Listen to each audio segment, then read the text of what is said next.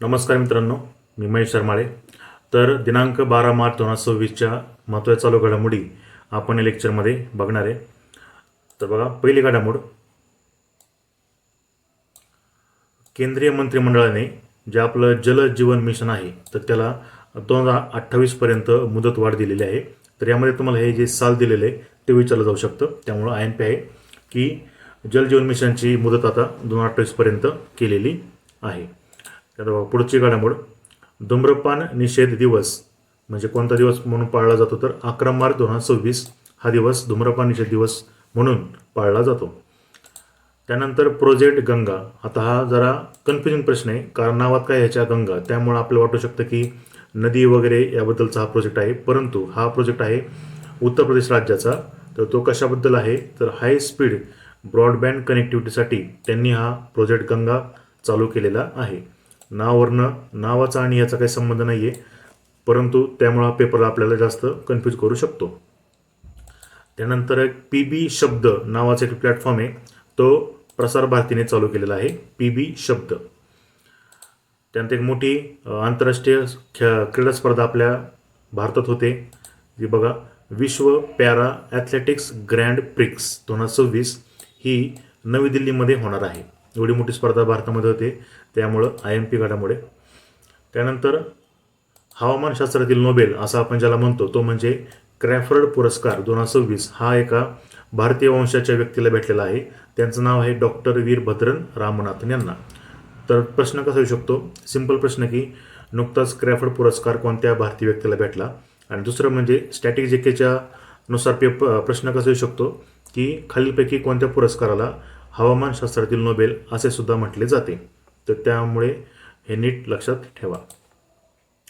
त्यानंतर लष्करी सराव बघा, वज्र प्रहार सराव भारत आणि अमेरिका यांच्यामध्ये झाला. त्यानंतर अजून एक सराव आहे बघा, कोल्ड रिस्पॉन्स सराव.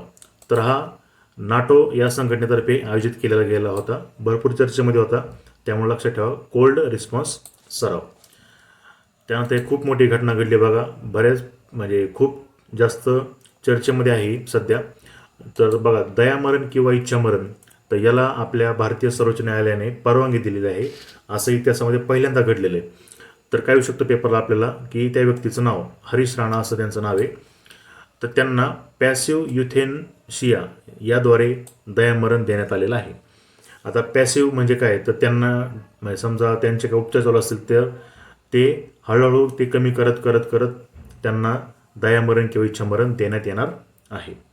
तर अशा प्रकारची घटना इतिहासात पहिल्यांदाच घडलेली भारताच्या, त्यामुळं खूप महत्त्वाची आहे. त्यानंतर भारताची पहिली रिंग मेट्रो ही दिल्लीमध्ये चालू होणार आहे.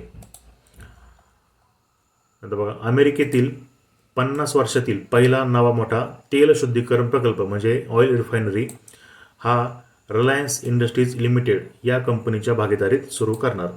बघा, अमेरिकेतील 50 वर्षातील इतिहासातील सगळ्यात मोठा तेल शुद्धीकरण प्रकल्प आहे आणि तो सुद्धा एका भारतीय कंपनीच्या सोबत ते चालू करत आहेत, त्यामुळं IMP आहे. त्यानंतर पुढचं, धर्म स्वातंत्र्य विधेयक मंजूर करणारे राज्य सध्या कुणी केले मंजूर आहे तर छत्तीसगड राज्याने हे धर्म स्वातंत्र्य विधेयक मंजूर केलेले आहे.